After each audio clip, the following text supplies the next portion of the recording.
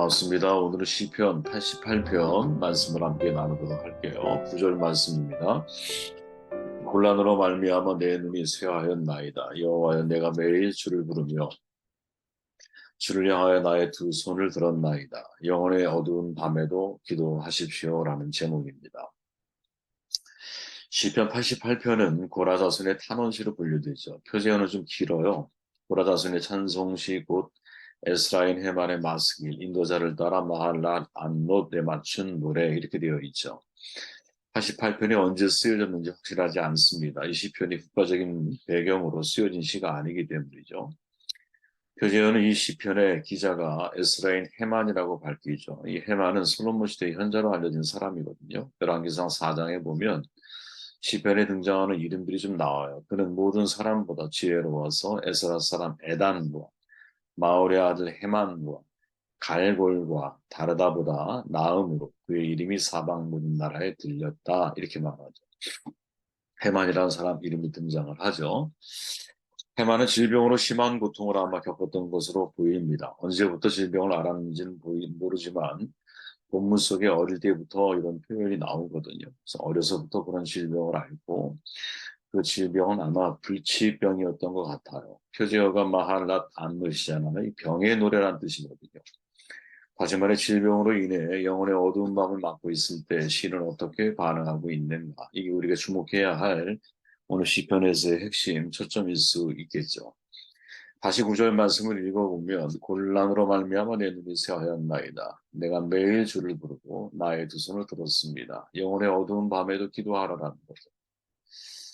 이 말은 참 쉬운데 이것을 행동으로 옮긴다라는 것은 결코 쉽지가 않은 것 같아요. 하지만 영혼의 어두운 밤을 지나게 될 때 저 여러분들의 기도의 자리에서 떠나지 않는 이런 귀한 축복이 있으면 좋겠어요. 1절에 이렇게 말하죠. 여호와 내 구원의 하나님의 내가 주여라 주 앞에 부르짖었사오니. 이 시편 전체에서 유일하게 긍정적인 표현이 1절이거든요. 시인은 언약의 이름이 여호와잖아요. 언약의 이름이 여호와를 부르고 내 구원의 하나님, 그분이 나의 구원의 하나님이 되시기를 간구하고 있죠. 이것은 나를 구원할 근거는 오직 언약의 하나님밖에 없다라는 사실을 다시 되새기고 있는 거죠. 해마는 그 언약의 길이어서 하나님의 헤세드, 하나님의 자비와 인자를 구원을 바라는 마음을 가지고 주님 앞에 나아가고 있죠. 곤란, 내가 매일 나의 두 손을 이 단어 하나하나가 사실은 주님을 향하고 있는 그의 심경을 우리에게 전달해주고 있다고 저는 생각을 하거든요. 다시 말해 치유할 수 없는 질병의 고통과 고난 속에서 그는 매일 주를 부르고 매일 두 손을 들고 매일 눈이 새약해짐에도 불구하고 하나님 앞에 나아가고 있다는 거죠. 마치 꺼져가는 촛불처럼 믿음의 힘겨운 싸움을 싸우고 있습니다. 말 그대로 영혼의 어두운 밤을 지내고 있죠. 이태리 신문의 다큐를 보면 마지막에 그분이 암투가 하시다가 돌아가시는 장면이 나오죠. 근데 그때에 아주 그냥 이 얼굴이 안색이나 여러 가지 초라한 모습을 고통으로 실마는 모습을 이렇게 보면서 아, 인간이 저럴 수 있겠구나 이런 생각을 늘 하게 돼요. 영혼의 어두운 밤 표현이 있잖아요, 여러분. 이 16세기 수도사 성요한, 십자가의 성요한이라고 불리거든요. 그 책 제목에 의뢰를 한 거예요. 그는 아빌라의 성 테레사와 함께 부패한 수도원을 기억하죠. 원래 이름은 성 마티아 요한이었는데 십자가 요한이라 불릴 만큼 그리스도를 온전하게 따르는 생활을 추구를 해요. 그러다가 1577년 10월에 개혁을 반대하는 수도사들이 납치를 해요. 유명한 톨레도 수도원에 감금시키죠. 11개월 동안. 독방에 있는데 벽 틈으로 빗줄기 하나가 들어오는 거예요. 그렇게 11개월 그 빗줄기 하나만 보고 어둠 속에서 11개월, 1년 다 된 거 아닙니까? 여러분 말이 그렇지. 아, 사람을 독방에 가두면 미친 데잖아요. 그죠? 누가 대화를 나눌 수 있는 것도 아니고. 캄캄한 어둠 속에서 한 줄기 빛, 그 빗줄기 하나 바라보면서 11개월을 버틴 거죠. 이때의 경험을 글로 남겨요. 그때의 성요한이 뭐라고 말하느냐. 바로 그 어둠 속에 있는 바로 그때에 사람이 깊은 믿음으로 나아가게 하는 때 이렇게 표현을 하거든요. 우리는 하나님과 친밀한 연합을 경험하고 싶어 하죠. 그러나 그 길이 때로 어두운 밤길이라는 것을 받아들이는 것은 쉽지가 않아요. 밝은 빛 속에서만 하나님을 만나고 싶어 하거든요. 왜? 사도 요한의 고백처럼 하나님 빛이시니 어둠이 조금도 없으시다. 이 말씀을 자꾸 떠올리면서 신앙의 길은 자꾸 밝은 햇빛만 있는 길, 꽃길만 있는 것처럼 생각을 한다는 거죠.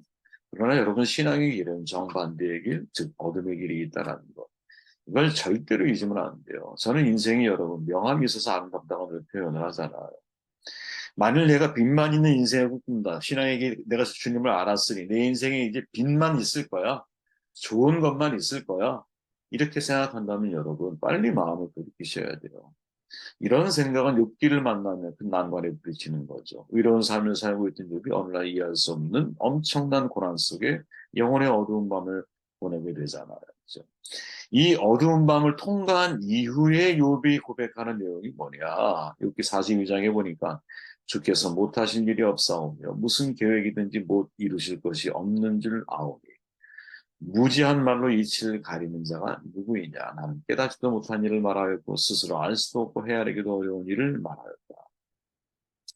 주께서 행하시는 일이 너무나 기이해서 잘 알지도 못하고 알 수도 없는 자기 자신을 발견하는 거죠. 그러니까 영혼의 어두운 밤을 통과하면서 얻는 유익이 있다면 하나님의 위대하심과 선하심을 우리는 알게 되는 거예요. 그런데 이 자리에까지 가기가 사실은 쉽지가 않다라는 거죠. 여러분 하나님이 이 땅에 빛을 창조하실 때 물론 어둠을 창조하신 것은 아니죠. 빛이 있으라 하면 뭐가 공존해요? 어둠이 공존하게 되잖아요. 그죠? 그런데 그 다음에 창조하신 것은 아니지만 빛을 낮이라 칭하시고 어둠은 밤이라고 칭하시죠. 다시 말하면 빛이 만들어져서 생성된 어둠이 공존하게 되어지고 이 낮과 밤이라고 하는 명칭을 이 창조 질서의 일부분으로다가 하나님이 만들어주고 계신다는 것이죠. 그래서 여러분 신앙의 길을 걸어갈 때 절대로 여러분 어둠이 우리에게 줄 수 있는 유익 무시하며 살아가면 안 된다고.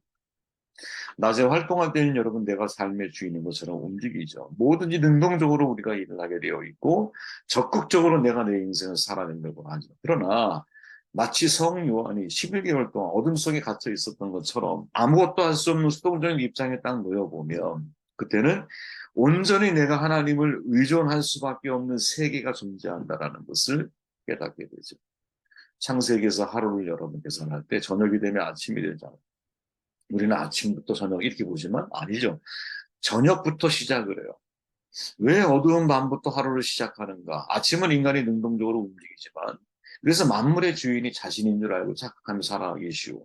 그런데 하나님은 사실은 인간이란 존재 자체를 세상에 내보내실 때 수동적인 존재로 내보내신 것. 이걸 우리가 잊으면 안 된다고. 능동적인 자기 주장을 하며 인생을 살아가는 저희들이지만 하나님이 인간을 이 세상 가운데 내보내실 때는 수동성을 가지고 내보내셨거든요. 부모 선택해서 태어나셨습니까?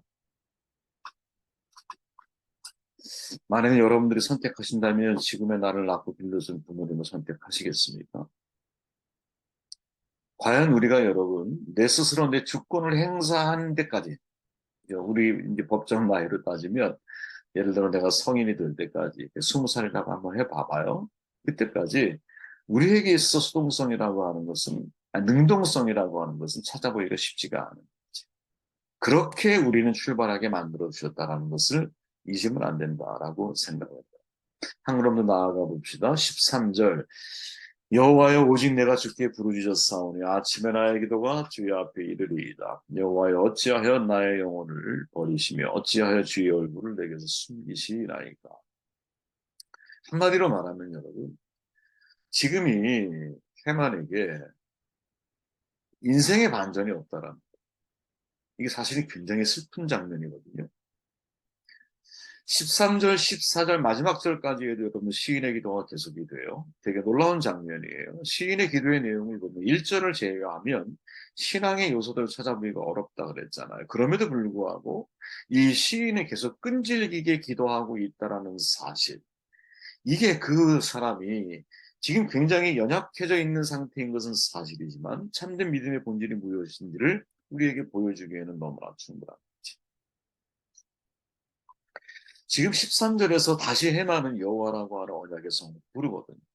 여기서 아침에 나의 기도가 주의 앞에 이르리이다 할 때 이 아침은 여러분 희망의 메시지를 전하는 게 아니에요. 이 아침은 원문을 읽어보 다시 말하면 고통과 번민 속에서 밤새 잠을 이루지 못하다가 맞은 아침인 거예요. 이해하세요? 밤새 잠을 이루지 못하고 밤새 하나님을 내가 외치고 부르짖다가 맞는 아침. 그 아침에도 여전히 이 시인은 기도하고 있다라는 거죠. 영국의 구약신학자 데렉이라고 하는 분이 이렇게 말하죠. 시인은 씨름하는 야곱만큼이나 끈질기다. 하지만 야곱의 경우와는 다르죠. 야곱은 여러분 씨름할 때 천사가 와서 씨름을 도전하잖아. 그죠? 그런데 지금 시인은 그것을 경험하는 게 아니거든. 근본적인 차이가 있지. 하지만 그래도 분명한 건 뭐냐? 정말 끈질기게 시인이 하나님을 메어 다니고 있다는 거죠. 어떤 상태에서? 지금까지 기도에 대한 어떤 응답도 받지 못한 상태에서. 그래서 14절에는 응답받지 못한 시인의 좌절을 그대로 드러내주고 있는 거죠. 여호와여 어찌하여 나의 영혼을 버리시며 어찌하여 주의 얼굴을 내게서 숨기시나이까.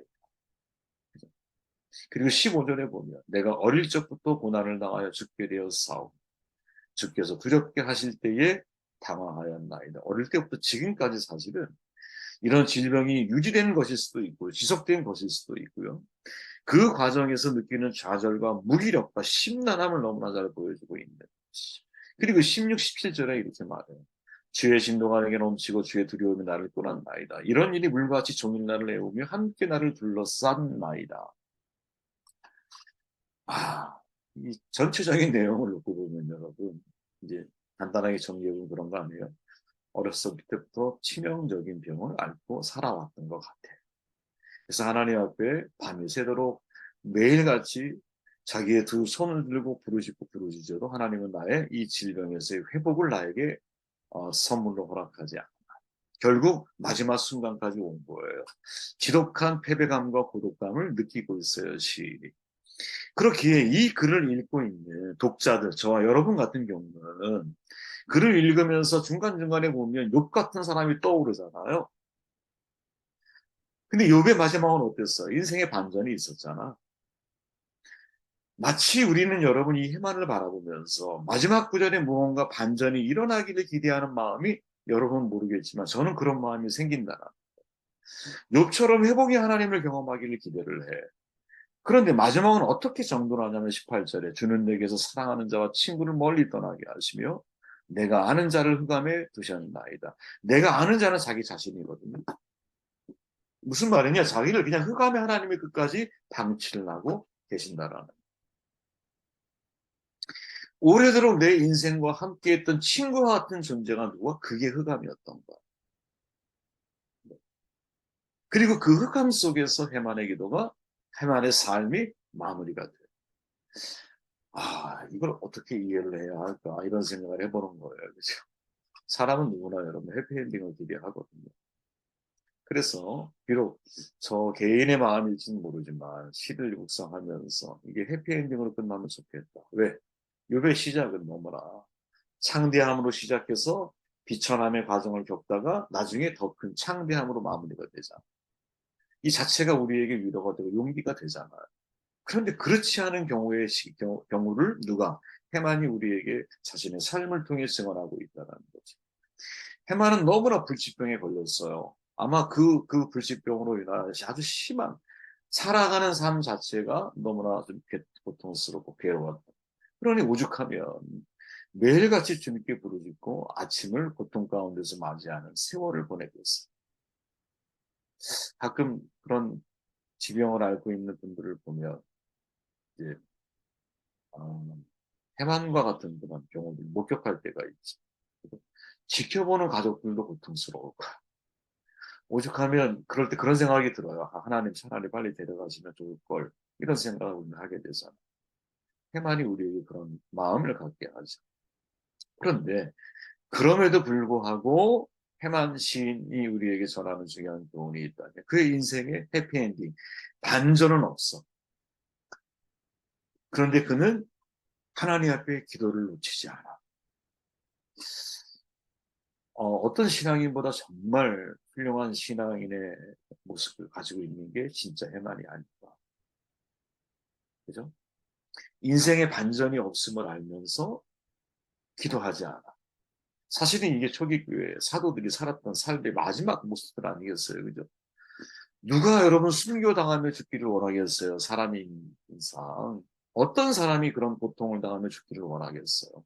그러나 대부분의 사도들은 다 그렇게 삶을 마무리해요. 그래서 사회적인 시각을 가지고 사도들이나 그 시대의 신자들을 바라보며 다 실패한 인생이고, 그죠? 그들의 인생에 반전은 없습니다. 십자가에 처형당하고 짐승들이 와서 물어뜯길 때 하나님이 역사하셔서 짐승이 갑자기 그냥 다니엘의 굴을 사자굴에 던져진 다니엘처럼 신자들을 보호하는 사자들로 바꾸면 얼마나 좋아. 그런데 그런 인생의 반전은 없다라는 거지. 그럼에도 불구하고 그들은 하나님을 포기하지 않고 그 인생의 영혼의 어두운 마음을 믿음으로 극복해 나가는 모습을 보여주고 있다는 것이죠. 어떤 게 더 훌륭한 신앙이냐. 저는 이 후자의 삶을 우리가 본받아야 되는 것이라는 생각을 해보게 되었습니다.